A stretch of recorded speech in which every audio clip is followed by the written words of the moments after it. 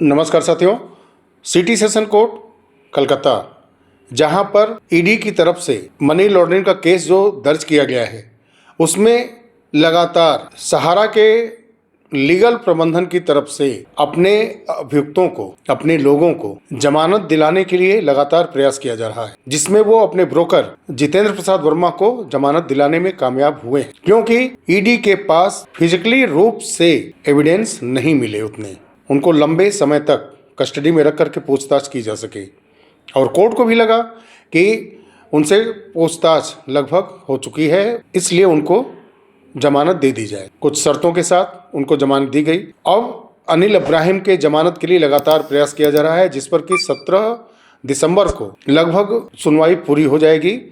और लगता है ऐसा है कि अगर कुछ खास एविडेंस अगर ईडी रखने में कामयाब नहीं होती है तो अनिल इब्राहिम भी जमानत पर बाहर आ सकते हैं। फिलहाल आज ओपी श्रीवास्तव से संबंधित केस पर सुनवाई होगी और उनके जमानत का रास्ता साफ करने की सहारा की तरफ से लगातार कोशिश हो रही है, और उनके स्वास्थ्य को लेकर के, उनके कैंसर ट्रीटमेंट को लेकर के जो साक्ष्य कोर्ट के समक्ष रखे गए हैं और कोर्ट ने कुछ रिपोर्ट मांगी है सीनियर डॉक्टर से, उसके परिप्रेक्ष्य में जमानत लेने के लगातार प्रयास किए जा रहे हैं, और हो सकता है कि वो जमानत पाने में कामयाब भी हो जाएं। लेकिन जो 5/12/2025 का ऑर्डर है, जिसमें विश्व भारती जन सेवा संस्थान की तरफ से आवेदन किया गया था इस केस में पार्टी बनने के लिए, पूछताछ में सहयोग करने के लिए, एविडेंस देने के लिए, उसमें विश्व भारती जन सेवा संस्थान की तरफ से प्रवीण श्रीवास्तव जी को नामित करने का आदेश, रिकॉर्ड में रखने का उनके एप्लीकेशन को आदेश पारित किया गया। ये बहुत ही महत्वपूर्ण है। जो काम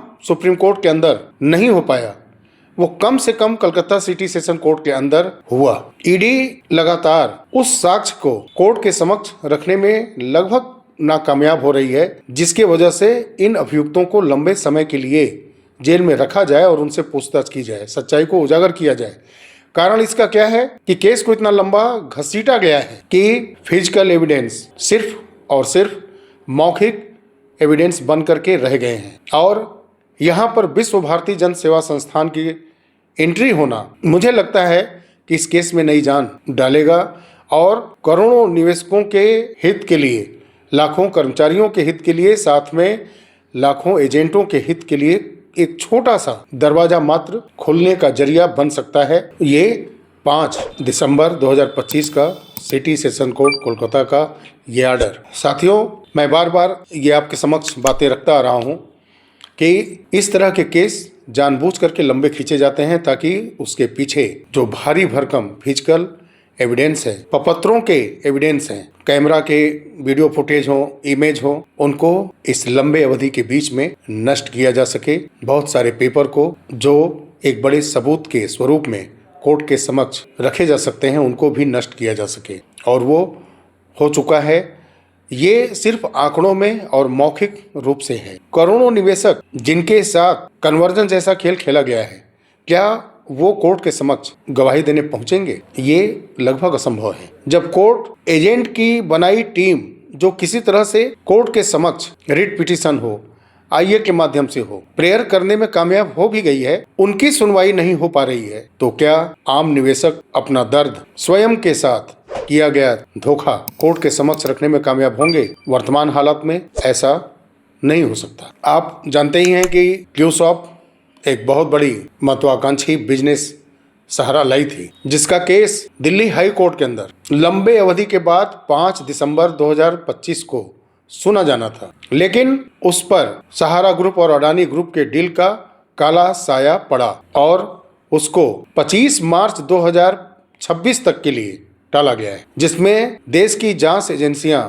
SFIO शामिल है, जांच किए हैं। सेंट्रल गवर्नमेंट के साथ सहारा इंडिया रियल एस्टेट, सहारा कमर्शियल कॉरपोरेशन लिमिटेड, और उसके नीचे जो तमाम सहारा की कंपनियां हैं, उनके प्रोजेक्ट हैं, उनसे संबंधित जांच रिपोर्ट के साथ जो केस चल रहे हैं उसको 25 मार्च तक के लिए टाल दिया गया है। वजह सिर्फ एक, वो है सहारा ग्रुप और अडानी ग्रुप का डील। उसी डील की आड़ में इलाहाबाद हाई कोर्ट के लखनऊ बेंच के अंदर जो केस चल रहा है, और वो Sahara commercial corporation limited versus state of UP, उसको 9 जनवरी 2026 तक के लिए टाल दिया गया है। वजह सहारा ग्रुप और अडानी ग्रुप का डील।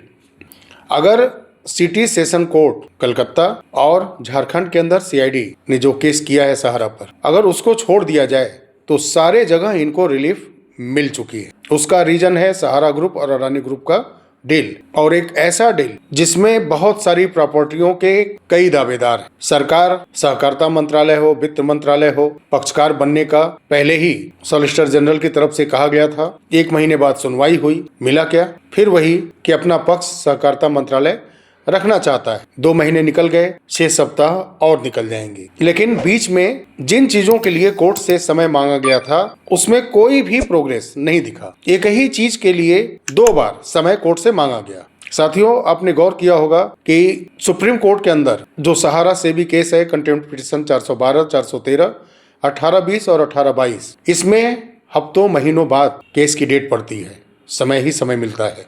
देश के करोड़ों निवेशकों, लाखों कर्मचारियों, लाखों एजेंट के हित के लिए इतने लंबे अवधि के बीच में भी न सहारा की तरफ से, न सरकार की तरफ से और न ही कॉरपोरेट रेगुलेटर एजेंसियों की तरफ से प्रमुखता से जांच की जाती है और पेपर तैयार करके कोर्ट के पटल पर रखा जाता है। इतना महत्वपूर्ण ये केस है और लापरवाहियों से भरा ये पूरा सिस्टम का बिहेवियर है। जमानत देने के लिए जितेंद्र प्रसाद वर्मा को, अनिल इब्राहिम को, ओपी श्रीवास्तव को 3-3, 4-4 दिन, 5-5 दिन बाद, 1-1 हफ्ते बाद सिर्फ डेट मिल रही है और उस पर सुनवाई हो रही है। एक अभियुक्त को जमानत मिल चुका है, दूसरे को 17 दिसंबर को उम्मीद है कि मिल भी सकता है, और कैंसर का ट्रीटमेंट एक बड़ी वजह बन सकता है ओपी श्रीवास्तव को भी जमानत दिलाने में। सहारा सिस्टम पूरा अपने मकसद में हर जगह कामयाब है। जमानत देने के लिए सिटी सेशन कोर्ट कलकत्ता लगातार हफ्ते दर हफ्ते सुनवाई कर रहा है।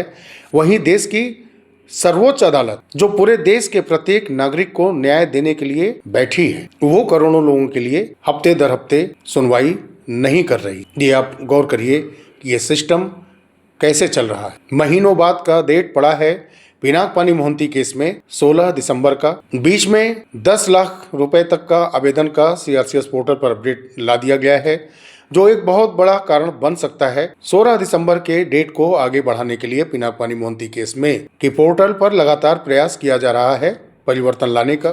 तो कोई खास असर नहीं पड़ेगा 16 दिसंबर की सुनवाई हो या ना हो पिनाक पानी मोहंती केस में, ये डेट सिर्फ एक्सटेंड ही होगा। और सेबी सहारा कंटेम्प्ट पिटीशन 5 जनवरी 6 जनवरी का डेट अभी शो कर रहा है। हो सकता है कि आगे चल करके फाइनल किसी एक डेट पर लिस्टिंग हो, अभी तो टेंटेटिव है।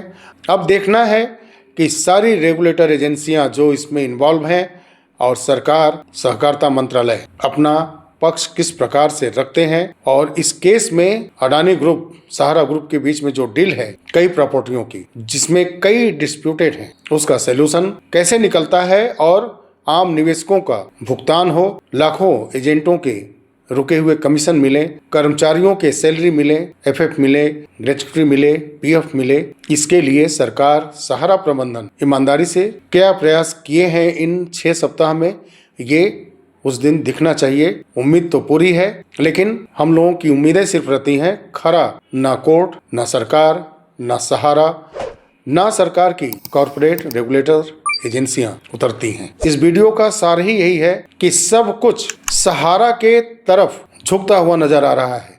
जो पेंडुलम है वो पहले भी आज भी सहारा की तरफ झुकता आ रहा है, झुक भी रहा है। समय सिर्फ और सिर्फ सहारा को दिया जा रहा है। सहारा को दंडित करने की बजाय उसको समय पर समय दिया जा रहा है, जिससे कि न्याय निवेशकों को, लाखों कर्मचारियों को और एजेंट को नहीं मिल पा रहा है। पिछले 17 वर्षों से सहारा को इतना ज्यादा समय दिया गया कि बीच के फिजिकल एविडेंस लगभग गायब है। ईडी ने केस दर्ज किया है, उसका उनके पास आधार होगा, लेकिन एविडेंस की कमी साफ झलक रही है, क्योंकि विश्व भारती जन सेवा संस्थान का इस केस में आना यह दर्शाता है कि ईडी के पास वो साक्ष्य नहीं है जिससे इन आरोपियों को सजा दिलाया जा सके, इनसे वो चीजें उगलवाई जा सके जो इन्होंने पहले की हैं, और उससे करोड़ों निवेशक, लाखों कर्मचारी, आगे चल करके लाखों एजेंट प्रभावित हुए, छल हुआ उनके साथ। चलिए साथियों, समय काफी तेजी से बढ़ रहा है। 16 दिसंबर आने वाला है पिनाक पानी मोहंती केस के लिए, और बहुत ही जल्द उसके बाद अगले 3 सप्ताह के अंदर सेबी सहारा केस की भी सुनवाई होनी है। तो साथियों, क्यूज ऑफ केस जिससे बहुत उम्मीद थी 5 दिसंबर की सुनवाई में, वो मार्च तक टल गया। 16 दिसंबर को पिनाक-पानी मोहंती केस की सुनवाई है, जिसमें बहुत कुछ बचा नहीं है, निवेशकों को बहुत कुछ उसमें से मिलने वाला भी नहीं है। ले दे करके अब से लगभग 4 सप्ताह बाद जो सुनवाई होनी है सेबी सहारा कंटेम्प्ट पिटीशन पर, तो उसी से उम्मीद है। और ये सभी के भुगतान से, सैलरी से, कमीशन से जुड़ा हुआ महत्वपूर्ण केस है। और वो महत्वपूर्ण आदेश कोर्ट की तरफ से क्या आता है, उसमें क्या मिलता है आम लोगों को, ये 5 और 6 जनवरी 2026 की सुनवाई में कुछ हद तक पता चलेगा। चलिए साथियों, मिलते हैं बहुत जल्द अगले वीडियो में। तब तक के लिए नमस्कार, जय हिंद, जय भारत, वंदे मातरम।